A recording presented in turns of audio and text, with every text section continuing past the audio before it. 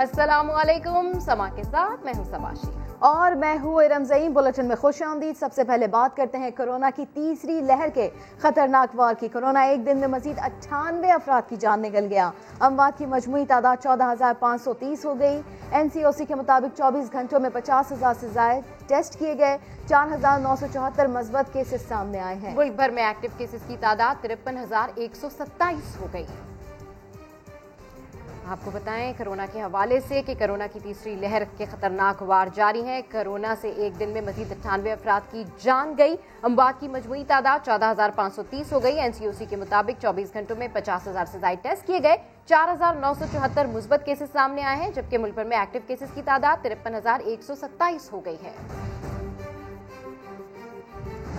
तो कोरोना की तीसरी लहर में बच्चे तेजी से वायरस में मुब्तला होने लगे। वायरस से मुतासिर होने वालों में नौमौलूद भी शामिल हैं। पंजाब में बच्चों की बड़ी तादाद कोरोना से मुतासिर हो गई। लाहौर में महकमा सेहत ने 5,000 से ज्यादा बच्चों के मुतासिर होने की तस्दीक कर दी है। मुतासिर होने वाले बच्चों की उम्र नौमौलूद से 15 साल है। तो कोरोना की ये तीसरी लहर, इसमें बच्चे काफी तेजी से वायरस में मुब्तला होने लगे हैं। पंजाब में गुज़िश्ता 24 घंटों के दौरान कोरोना वायरस के 2,789 नए केसेस रिपोर्ट हुए हैं। लाहौर में 1,708 केसेस सामने आए हैं। इस हवाले से मज़ीद तफ़सीलात हासिल करते समा के नुमाइंदे दानियाल उमर से। जी दानियाल, अपडेट कीजिए। जी बिल्कुल, पंजाब में कोरोना वायरस के केसेस में बतदरीज इजाफा होता जा रहा है। लाहौर में 24 घंटे के दौरान कोरोना के 1,708 मजीद केसेस सामने आए हैं और लाहौर के जो सरकारी और निजी अस्पताल हैं उनके ICUs भी भर गए हैं। साथ ही साथ जो ऑक्सीजन बेड्स हैं वो भी भरना शुरू हो गए हैं। कोरोना वायरस से मजीद 64 अमवात पंजाब में रिपोर्ट हुई हैं और उनमें से जो 30 अमवात हैं वो लाहौर में रिपोर्ट हुई हैं। पंजाब में जो मार्च के दौरान कोरोना वायरस के केसेस हैं वो 50,000 से ज्यादा रिपोर्ट हुए हैं, जबकि जो कोरोना की जो पहली इससे लहर आई थी जून 2020 में, उसमें भी 50,000 से ज्यादा केसेस रिपोर्ट हुए थे उस लहर के दौरान। और तीसरी लहर के दौरान कोरोना वायरस के केसेस में रोजाना की बुनियाद पर बतदरीज इजाफा देखने में आ रहा है। जी ठीक है, अपडेट करने के लिए शुक्रिया दानियाल। ढेरों खरीद ले क्या क्या, तफसीलात इसी बुलेटिन में। लाहौर में कोरोना वायरस ने पंजे गाड़ रखे हैं। शदीद एहतियात की जरूरत है, मगर पंजाब पुलिस इससे बिल्कुल गाफिल नजर आती है। IG पंजाब इनाम गनी समेत आला पुलिस अफसरान ने तकरीब के दौरान कोरोना SOPs को नजरअंदाज कर दिया। IG पंजाब, एडिशनल IG और CCPO लाहौर मास्क के बगैर अफसरान को तरक्की के बैजेस लगाते रहे। समाजी फासले का भी ख्याल ना रखा गया।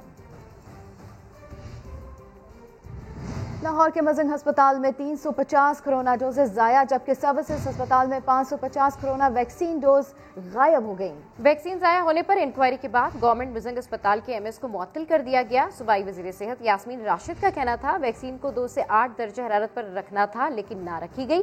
सर्विसेज अस्पताल में 550 खुराकें मुबैना तौर पर गायब होने के मामले पर सर्विसेज अस्पताल के प्रिंसिपल डॉक्टर अमजद ने मौक़िफ़ इख्तियार किया है कि वैक्सीन गायब नहीं हुई, बल्कि रिकॉर्ड मुरतब करने में मसला आया है। वज़ीर आला पंजाब ने वाक़े का नोटिस लेते हुए महकमा सेहत से रिपोर्ट तलब कर ली। उस्मान बुज़दार का कहना है कि वैक्सीन का गायब या ज़ाया होना नाकाबिले बर्दाश्त वाक़या है। गफलत के जिम्मेदारों का तयन करके रिपोर्ट जल्द पेश की जाएगी।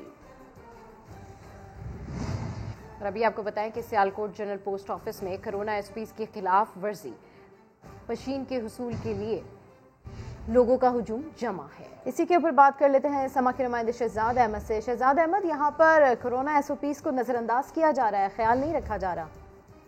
जी बिल्कुल, ये जनरल पोस्ट ऑफिस सियालकोट में कोरोना SOPs की धज्जियां उड़ाई जा रही हैं। कोरोना SOPs पर कोई भी अमल नहीं किया जा रहा है। रिटायर्ड मुलाजिम पेंशन के असूल के लिए मजमा की सूरत में मौजूद है। रश इतना है कि तिल धरने की जगह नहीं है। शहरियों का कंधे से कंधा जुड़ा हुआ है। धक्कम पेल के साथ लंबी लंबी कतारें भी लगी हुई हैं। GPO के अंदर और बाहर पेंशनर का हजूम है।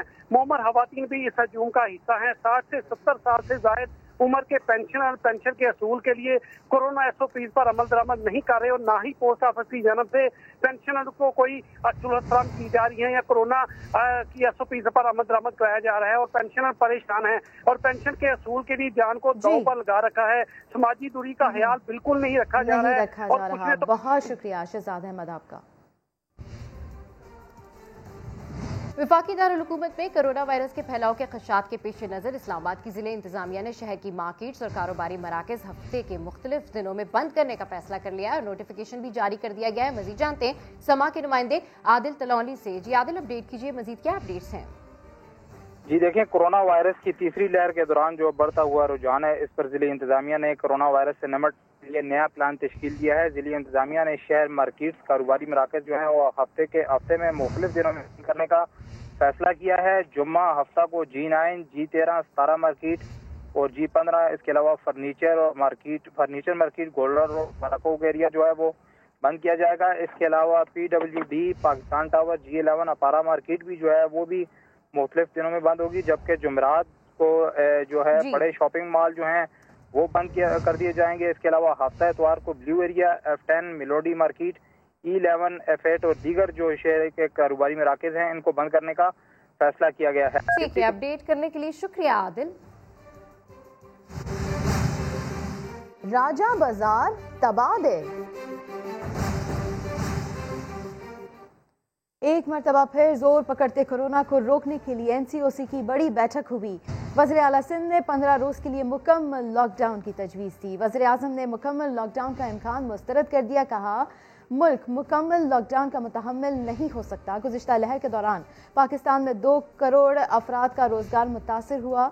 वबा की रोकथाम के लिए हिकमत अमली, मुल्की मईशत और अवामी मुश्किलात सामने रखकर तरतीब देना होगी। कोरोना पर काबू पाने का वाहिद रास्ता SOPs पर अमल दरामद है। तो आपको बताते चले, एक मरतबा फिर जोर पकड़ते कोरोना को रोकने के लिए NCOC की बड़ी बैठक हुई, जिसमें वज़ीर आला सिंध ने 15 रोज़ के लिए मुकम्मल लॉकडाउन की तजवीज़ दी। वज़ीर आज़म ने मुकम्मल लॉकडाउन का इम्कान ऐसे में मुस्तरद कर दिया और ये कहा कि मुल्क मुकम्मल लॉकडाउन का मुतहम्मिल नहीं हो सकता। गुज़िश्ता लहर के दौरान पाकिस्तान में 2 करोड़ अफराद का रोज़गार मुतासर हुआ।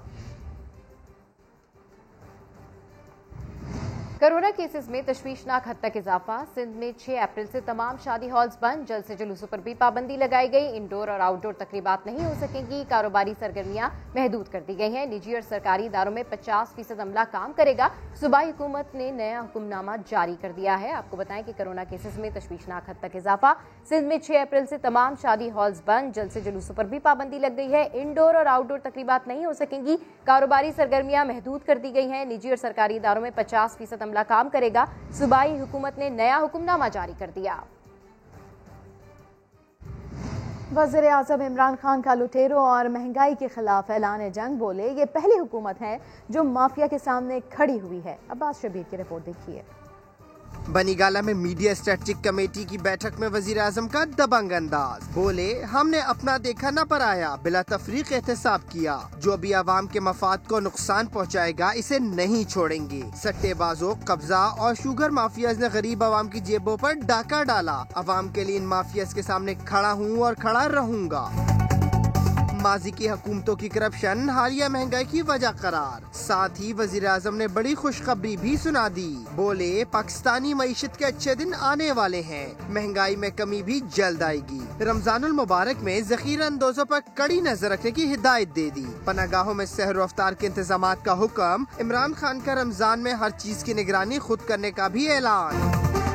मुल्क की ताज़ा तरीन सियासी सूरत हाल पर गौर किया गया। वज़ीर आज़म ने हुकूमती इक़दामात उजागर करने और अपोजिशन को टफ टाइम देने के लिए मीडिया स्ट्रेटेजी कमेटी को गाइडलाइंस भी दे दी। तो रमजान आ रहा है, मुख्तलिफ खानों में लहसुन का इस्तेमाल होगा। पेस्ट बनाकर रख लें क्योंकि लहसुन 10-20 नहीं 250 रुपए से ज़ायद सस्ता हो गया है। टमाटर, भिंडी, लौकी, मटर, दीगर सब्जियों के दाम भी गिर गए हैं। कराची से रिपोर्ट कर रहे हैं सलमान अहमद। लहसुन खरीद ले और ढेरों खरीद ले। अब 350 रुपए से कीमत 70 से 80 रुपए किलो हो गई है। नई फसल आई तो कीमतों में कमी भी आ गई। नई फसल जब भी आती है तो ज़्यादा तादाद में आता है तो इस लहसुन का रेट नीचे आ जाता है। 10वें 11वें महीने में इसका रेट हाई हो जाता है। जैसे लास्ट ईयर इसका रेट था 300 से 350 रुपये। बेचने वालों ने भी सुख का सांस लिया। मुनाफा भी जायज और बिक्री भी भरपूर। यहाँ से हम 320-300 लेकर आते थे, 350 बेचते थे। अब यहाँ से हम 70-80 रुपये लेके आते हैं। 100 रुपये किलो बेचते हैं। गिराक भी पहले लेते मैं बहुत सोचता था, अब बहुत सस्ता हो गया है। वो भी खुश है, आराम से ले आता है गिराक भी ना।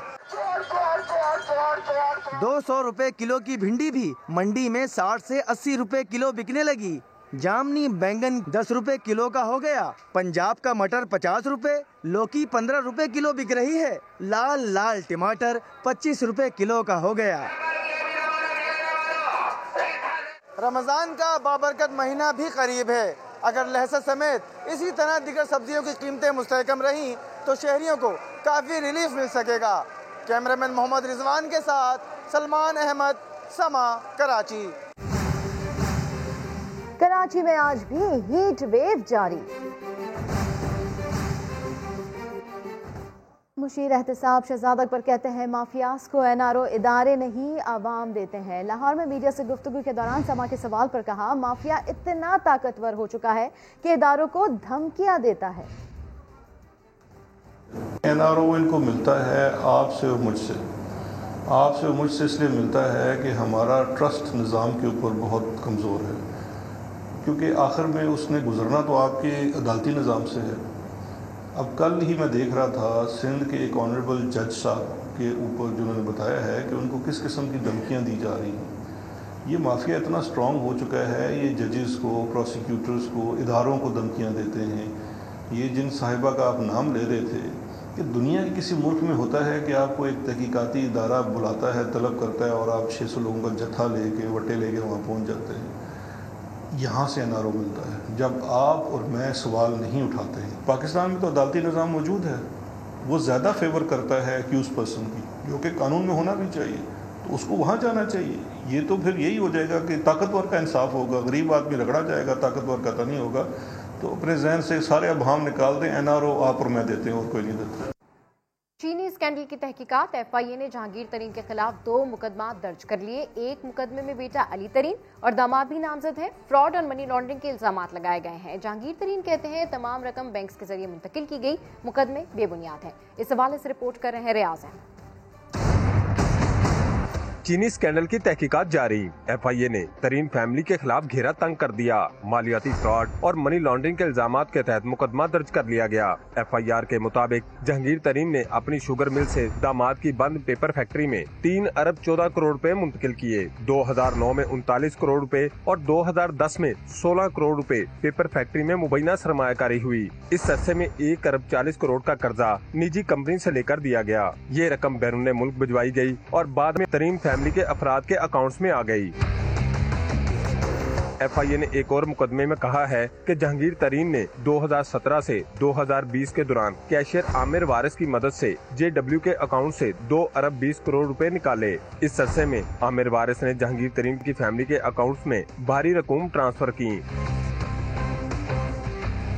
एफआईए ने एक केस जहांगीर तरीन के दस्ते राज साबिक सेक्रेटरी ज़राअत राना नसीम के खिलाफ भी दर्ज किया है। राना नसीम पर इल्जाम है कि उन्होंने जहांगीर तरीन की फैक्ट्री में बतौर चीफ फाइनेंशियल ऑफिसर गन्ने की खरीदारी में गबन किया। एफआईए ने उन्हें 1 अप्रैल को तमाम दस्तावेजात के साथ तलब किया है। दूसरी तरफ जहांगीर तरीन ने एफआईए के इल्जामात को मनगढ़ंत करार दिया और कहा कि बैरून मुल्क मुंतकिल की गई रकम पर पूरा टैक्स दिया। मेरे खाते बिल्कुल क्लियर हैं। एफआईए को तमाम रिकॉर्ड दिया जा चुका है। रियाज अहमद, समा, लाहौर। लीगी रहनुमा एहसन इकबाल कहते हैं कि शुगर और आटा माफिया के खिलाफ कार्रवाइयाँ एक नाटक है। लाहौर में न्यूज़ कॉन्फ्रेंस में बोले अरबों रुपए का डाका लगा, लेकिन नैब की जुर्रत नहीं कि किसी को गिरफ्तार कर सके। नाअहल हुक्मरानों का जाना ठहर चुका है। किया जाता है कि शुगर माफिया, आटा माफिया के खिलाफ कार्रवाई करेंगे। किधर है वो नैब जिसके चेयरमैन कहते हैं कि आटा और शुगर माफिया के खिलाफ नैब कार्रवाई करेगा? किसको गिरफ्तार किया है? एफआईए ने केस बना दिए हैं। फर्जी खबर छपवा के तो हमें गिरफ्तार कर लिया जाता था। यहाँ अरबों रुपए के गबन की तहकीकात हो गई हैं, लेकिन नैब की जुर्रत नहीं है कि किसी हुकूमत के वजीर को गिरफ्तार कर सके। तो क्या वालिद के बाद मरियम नवाज भी मुल्क से बाहर जाना चाहती हैं? नवाज शरीफ के जाती मालिश डॉक्टर अदनान की लंदन से पाकिस्तान आमद पर चहमागोइयां शुरू हो गई। शहबाज गिल ने दावा कर दिया कि इलाज की बुनियाद पर लंदन जाने के लिए कोशिशें की जा रही हैं। फिरदौस आशिकावान भी कह उठी कि शायद डॉक्टर साहब मरियम नवाज के लिए लंदन से कोई नया बयानिया लेकर आए हैं। मरियम नवाज ने भी खामोशी तोड़ दी। ट्विटर पैगाम में लिखा कि चंद दिन बीमार क्या हुई, कांपती लरसती हुकूमत को उम्मीद हो गई कि शायद मरियम इलाज करवाने बाहर जाने लगी हैं। गला खराब है, मैं चीख नहीं सकती। मरियम नवाज की तबीयत खराब। शरीफ खानदान के जाती मुआलिज डॉक्टर अदनान मुआयने के लिए पाकिस्तान पहुंच गए। तबीयत काफ़ी ख़राब है, तो इसलिए जो है डॉक्टर अदनान आए हैं। वो उनके पर्सनल फिजिशियन हैं और पर्सनल फिजिशियन को उनकी मेडिकल हिस्ट्री का बखूबी पता है। सर्जरी का कोई इशू आया, कोई सीरियस सर्जरी हुई जिसका यहाँ पे नहीं, ऑब्वियसली वो नहीं हो सकता ऑपरेशन, या उनकी हिस्ट्री यहाँ नहीं है। डॉक्टर अदनान की अचानक पाकिस्तान आमद क्यों हुई? चैमा गोइयां शुरू हो गईं। राजकुमारी जो बीमार हो के मॉलेज भी बाहर से इंपोर्ट कर रही हैं, डॉक्टर अदनान का पाकिस्तान आके साथ कोई ना कोई बयानिया भी लाए होंगे, साथ कोई मर्ज भी लाए होंगे जिसका उन्होंने ऐलान करना होगा। मरियम नवाज भी कुछ अरसे पहले कह चुकी हैं कि उनकी एक सर्जरी बैरून मुल्क होनी है। मेरी अपनी भी एक हेल्थ की छोटी सी प्रॉब्लम है, मेरी एक सर्जरी होनी है जो कि पाकिस्तान में हो नहीं सकती। मुआविन खुसूसी शहबाज गिल ने दावा किया कि नई सिफारतकारी की कोशिश उरूज पर है। कोई एनआरओ नहीं मिलेगा, लूटा हुआ माल वापस कर दें, फिर जहां जाना है जाएं। बीमारी और खामोशी पर तनकीद हुई तो मरियम नवाज ने खामोशी तोड़ दी। ट्विटर पैगाम में लिखा कि चंद दिन बीमार क्या हुई, कांपती लरसती हुकूमत को उम्मीद हो गई कि शायद मरियम इलाज करवाने बाहर जाने लगी है। आपको घर भेजने तक कहीं जाने का इरादा नहीं। मेरा गला खराब है, सर्जरी होनी है, छोटी सी सर्जरी होनी है।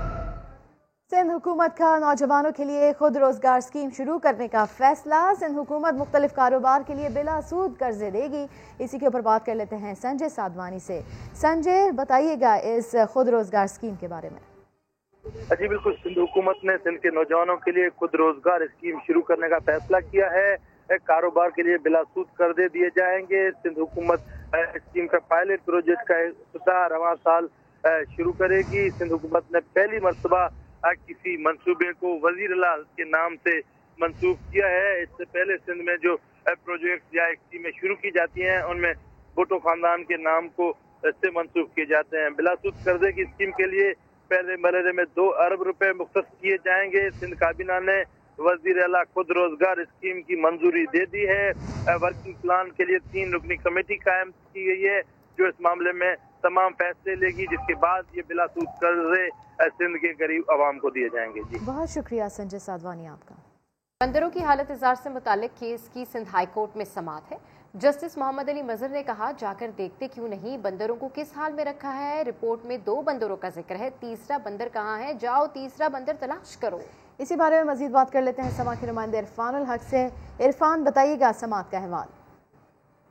जी हाँ, ये गुलशन इकबाल का पार्क है। इसके बारे में ये दरख्वास्त आई थी कि यहाँ पर 3 बंदरों को रखा गया है, ताहम उनकी देखभाल ना होने की वजह से वो उनकी सेहत बहुत ख़राब है और उन्हें जो मुनासिब खाना भी नहीं दिया जाता। इस हवाले से अदालत ने रिपोर्ट तलब की थी। आज डायरेक्टर पार्क अदालत में पेश हुए थे। उन्होंने बताया कि बंदरों को गुलशन इकबाल से बाग़ रिजवान मुंतकिल कर दिया गया है, जहाँ पर मिनी जू कायम है। ताहम अदालत ने रिपोर्ट देखी तो उसमें सिर्फ 2 बंदरों का जिक्र था, जिस पर अदालत ने डायरेक्टर पार्क की सरजनिश भी की और बरहमी का इजहार करते हुए रिमार्क किए कि तीसरा बंदर ढूंढ के लाएं, ये आपकी जिम्मेदारी है। तीसरा बंदर कहाँ है, आपने रिपोर्ट दफ्तर में बैठ के तैयार की है, इसलिए आपको यही नहीं मालूम कि वहाँ पर कितने बंदर थे। अदालत ने केंद्रीय हुक्काम को और डायरेक्टर पार्क को हुक्म दिया है कि जो मिनी जू और दीगर जगहों पर जानवरों को रखा जाता है उनकी मुनासिब देखभाल की जाए। ठीक है इरफान हक, जिस तरह से आप हमें इस खबर की तफसीलात दे रहे हैं, सिंध हाई कोर्ट में बंदरों की हालत इज़ार से मुताल्लिक केस की समाअत हुई और ऐसे में जस्टिस मोहम्मद अली मजहर ने डायरेक्टर पार्क्स पर इजहार बरहमी भी किया। जस्टिस मोहम्मद अली उनकी जानिब से ये रिमार्क सामने आए कि जाकर देखते क्यों नहीं, बंदरों को किस हाल में रखा है। रिपोर्ट में 2 बंदरों का जिक्र है, तीसरा बंदर कहाँ है, ऐसा सवाल उठाया गया अदालत की जानिब से। और साथ में आपको ये भी बताते चलें कि सिंध हाईकोर्ट में कोरोना वैक्सीन स्पुतनिक 5 को रिलीज़ करने से मुतालिक केस की समाअत हुई। अदालत ने कोरोना वैक्सीन स्पुतनिक 5 की फ़रोख्त की इजाज़त दे दी है। तो आपको ये खबर अहम दे रहे हैं कि कोरोना वैक्सीन स्पुतनिक 5 को रिलीज़ करने से मुतालिक केस की समाअत हुई। निजी कंपनी को ड्रैब के खिलाफ तौहीन अदालत की दरख्वास्त, और ऐसे में ये जवाब सामने आया कि 31 मार्च को वैक्सीन रिलीज़ कर दी थी। इस हवाले से मज़ीद तफसीलात जानते हैं समा के नुमाइंदे इरफानुल हक से। जी इरफान, अपडेट कीजिए।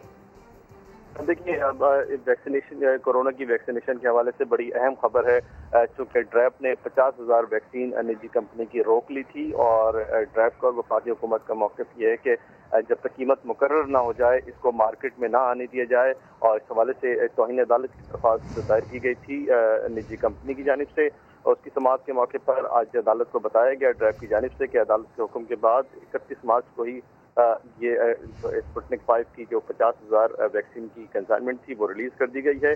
ताहम ये सदा की गई वफाकी हुकूमत की जानिब से कि जब तक कीमत मुकर्रर ना की जाए वैक्सीन को फ़रोख्त करने से रोक दिया जाए। ताहम अदालत ने ये रिमार्क की है कि ये अहम मामला है और तीसरी लहर कोरोना की आ चुकी है, हम रिलीज़ को और न ही फ़रोख्त को रोकेंगे। अदालत ने निजी कंपनी को वैक्सीन फ़रोख्त करने की इजाज़त दे दी है। अदालत को बताया गया कि 12,226 रुपये कीमत मुकर्रर की गई है, और जो भी शहरी चाहे वो इस रकम पर वैक्सीनेशन अपनी करवा सकता है। निजी कंपनी के वकील ने जब ठीक है, ड्रैब का जवाब जमा करवाया गया जिसमें कहा गया है कि 31 मार्च को वैक्सीन रिलीज कर दी गई थी। अपडेट करने के लिए शुक्रिया इरफान। बोलो रावलपिंडी में आज हम आपको दिखाते हैं शहर के मसरूफ तरीन मरकज राजा बाजार की हालत जार। रास्ते तंग, दुकानों के सामने कई फीट तक तजावजात की भरमार है। राजा बाजार की कहानी शहरी बासित बट की जबानी सुनते हैं। मेरा नाम है बासित बट और मैं रहायशी हूँ कॉलेज रोड रावलपिंडी का, और ये है शहर का मसरूफ तरीन मरकज राजा बाजार, जहाँ सड़कें तो वसी हैं लेकिन रास्ते तंग हैं और दुकानों के सामने कई फुट तक फैली तजावजात, और जगह जगह गैर कानूनी तौर पे पार्क मोटरसाइकिल, रक्शों और गाड़ियों ने आवाम की नाक में दम कर रखा है। मिनटों का सफर तो घंटों में गुजरता ही है। यहाँ से गुजरने वाली एम्बुलेंसेस में मरीजों की जिंदगियां भी दांव पे लग जाती हैं। तजावजात ने शहर का हुस्न तबाह कर रखा है, लेकिन शायद अरबाब इख्तियार को कुछ भी नजर नहीं आता। शहरी पूछते हैं ये मसाइल हल करना आखिर किसकी जिम्मेदारी है, और मुतल्लका हुकाम को अपना फर्ज अदा करने का ख्याल आखिर कब आएगा? कब होगा आवाम की मुश्किलात और मसाइब का अजाला? और अब कुछ बात करते हैं मौसम के हवाले से। रम, गर्मी कुछ बढ़ती नहीं जा रही है, काफ़ी ज़्यादा गर्मी हो गई है। कराची में सूरज शहरियों का इम्तिहान लेने लगा। महकमे मौसमियात ने पारा 42 डिग्री तक जाने का इम्कान जाहिर कर दिया है। इसी हवाले से मजीद जानते हैं नुमाइंदा समा जमजम सईद से, जो इस वक्त डायरेक्टर मेट सरदार सरफराज के साथ मौजूद हैं। जी जमजम, अपडेट कीजिए, क्या कहना है इनका? जी बिल्कुल, शहर कायद में गर्मी की लहर आज भी बरकरार है। कम से कम दर्जा हरारत 20 डिग्री सेंटीग्रेड रिकॉर्ड किया गया था, जबकि ज़्यादा से ज़्यादा दर्जा हरारत 40 से 42 डिग्री सेंटीग्रेड तक जाने का आज इम्कान जाहिर किया गया है। डायरेक्टर PMD इस वक्त मेरे साथ मौजूद है, सरदार सरफराज साहब। उनसे बात करेंगे कि हीट वेव का ये सिलसिला कब तक जो है वो जारी रहेगा, कब तक सूरज शहरियों का इम्तिहान लेता रहेगा, जानते हैं। जी देखिए, ये रवां साल की पहली हीट वेव जो 30 मार्च को शुरू हुई थी, और 30 को आपने नोट किया था टेम्परेचर 40.2, फिर उससे भी कल बढ़ गया 41.5 आया। तो आज भी यही तवक्को कर रहे हैं हम कि 41 या 42 तक भी जा सकता है आज, इसलिए कि कल विंड चल रही थी, मॉइस्चर थोड़ा सा कल इससे आज की निस्बत ज़्यादा था, तो उसमें टेम्परेचर आज बिल्कुल ही ड्राई कंडीशंस हैं। 4% पे आ गई है नमी, और इस वक्त 37 है, और ये सिलसिला अगले 2 दिन मज़ीद है। आज 1 अप्रैल है, 3 अप्रैल को सबसाइड, 4 अप्रैल को सबसाइड करेगी जी जो हीट वेव है करंट। जी अच्छा जी, 4 अप्रैल तक जो है ये सिलसिला जारी रहेगा, 3 अप्रैल तक जो सिलसिला है ये जारी रहेगा हीट वेव का। और माहिरीन सेहत का यही कहना है कि शहरी बिला ज़रूरत घरों से बाहर ना निकलें, और अगर निकलते हैं तो अपने साथ ठंडे पानी की बोतल या तो फिर कोई टॉवल ऐसा रखें जिससे जो है वो सूरज से बचने में जो है मदद मिले। जी जमजम सईद अपडेट कर रही थी। शदीद गर्मी में शहरी की छोटी सी कोशिश मुसाफिरों के लिए बड़ी सहूलत बन गई। कराची की सड़क पर रखे पानी के कूलर रोजाना सैकड़ों लोगों की प्यास बुझा रहे हैं। इस हवाले से रिपोर्ट कर रहे हैं साथ साबरी। शदीद गर्मी में सफर के दौरान अगर साफ और ठंडा पानी मिल जाए तो और क्या चाहिए। ब्रिग रोड से गुलिस्तान जौहर तक सफर के दौरान मुख्तलिफ जगहों पर वाटर कूलर प्यासे शहरियों का इस्तकबाल करते नजर आते हैं। शहरी गाड़ियां रोककर सैर होकर पानी पीते हैं और भरकर साथ भी ले जाते हैं। पानी का अजर जो है अल्लाह पाक ही दे सकता है, इंसान के बस में कुछ भी नहीं। तो रक्षा चलाते हैं, गर्मी है, सारा दिन इधर बस ये नेक बंदे जिन लोगों ने कूलर रखा है, हम लोग भी पीते हैं, आवाम भी पीती रहती है। कूलर में पानी खत्म न हो, देखभाल के लिए एक शख्स हमेशा मौजूद रहता है। पानी आता है, टाइम पे डालते हैं। इधर 50 आ जाती है, अभी तो गर्मी ज्यादा। इस कार खैर को शुरू करने वाले कहते हैं किसी ने इस जानिब तवज्जो नहीं दी, तभी ये काम शुरू किया। सवाब भी हासिल करना है और लोगों की प्यास भी बुझानी है, और इसीलिए अपने शहर में इस वक्त 3 जगह पे अपने स्पॉट लगाए हुए हैं पानी के। पानी पिलाने का बाज़ाहिर दिखने वाला ये छोटा सा काम जहाँ रोजाना सैकड़ों लोगों की प्यास बुझाता है, वहीं बड़े अजर व सवाब का बाइस भी है। कैमरामैन मोहसिन अली के साथ साबरी, समा, कराची। कदीम घंदारा तहजीब के मरकज टेक्सला की शनाख्त बदलने लगी है। लोग इसे अब ट्रकों वाला शहर समझने लगे हैं और ट्रक भी ऐसे कि जो चाहे 100 रुपए में ट्रक का मालिक बन जाए। ये सारा माजरा क्या है जानते हैं आबिद अली की इस रिपोर्ट में। चमकते दमकते ये ट्रक घूमते फिरते आ पहुँचे हैं केपी पंजाब के सरहदी शहर टेक्सला में, जिसे ट्रकों का पसंदीदा शहर भी कहा जाने लगा है। अवेलिया से आए हैं। इधर तकरीबन टेक्सला में रोजाना 10 से 15 हज़ार तकरीबन ट्रक आते और जाते हैं इधर से। अगर ट्रक आना बंद हो जाए फिर टेक्सला नहीं लगेगा। इस शहर की सड़कों पर तो ट्रक दौड़ते फिरते नजर आते ही हैं, लेकिन अब तो ट्रकों ने छोटी छोटी दुकानों में भी डेरे जमा लिए, वो भी पूरी सकाफती सजावट के साथ।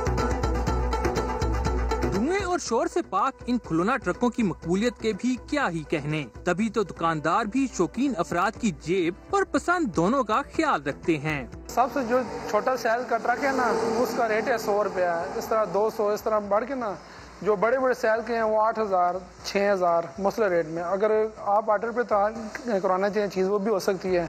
शहरियों का कहना है जिन्हें देखकर कोफ्त नहीं खुशी होती है और नुकसान भी कोई नहीं। दुकानों में सजे ऐसे ट्रक सड़कों पर दनदनाते ट्रकों से कहीं बेहतर हैं। कैमरामैन जहीर अब्बास के साथ आबिद अली, समा, टेक्सला। बुलेटिन से फिलहाल इतना ही। हर खबर के लिए विजिट कीजिए हमारी वेबसाइट sama.tv। इसके अलावा आप हमें फेसबुक और ट्विटर पर भी ज्वाइन कर सकते हैं। एक ब्रेक के बाद हाजिर होंगे हेडलाइंस के साथ। आप देखते रहिए समा।